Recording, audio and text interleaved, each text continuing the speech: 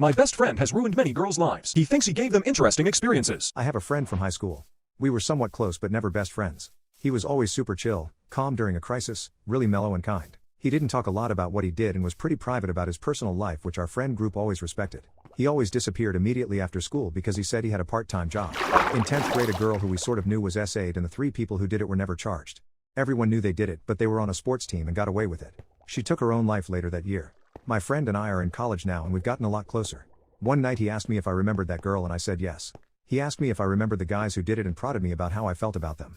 Obviously I hate them and said so. I was drunk and this was the first time we'd ever really spoken about this, so I was loud about it, and he got this sort of bizarre look on his face and showed me their Facebooks, Instagrams, other social medias, news articles, public info, etc. It was a really in-depth investigation of their lives and I admit I was weirded out at first. Apparently none of them are in college now.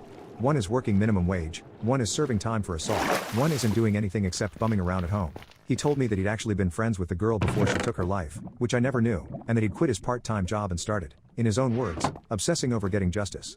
The main thing I remember was just how drunk I was and how weirdly calm he was. It still feels really fuzzy to me. He pulled up a drive with literal years of evidence. For one guy, he used his reputation as a teacher's pet to lower his grades, since the teachers believed him when he said the other guy didn't pull his weight on a major group project.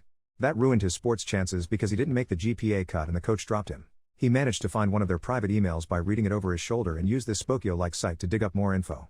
He anonymously emailed screenshots of their essay threats to the school counselor and got one of them investigated. He wasn't charged, but it made his team drop him because he couldn't show up to practice anymore. There was so much more I won't go into. There was a bunch of little things too, like how he sometimes shared cheat sheets in the class group chat that had wrong information to keep their grades lower. I also used those sheets. He apologized for making my grades worse.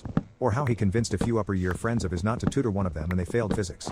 He swore that he never made up any rumors or false information and worked as legally as possible since he was still hoping the courts would charge them. That never happened, but he did end up tipping the scales enough to ruin their lives. According to him, they ruined their own lives. He just documented it and sent it to the right people.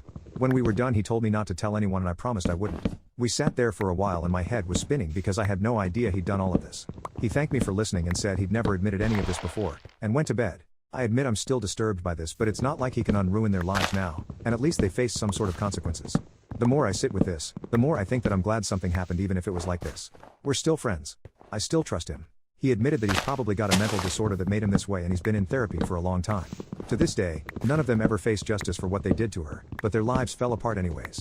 I'm glad that happened. I'm glad he did what he did.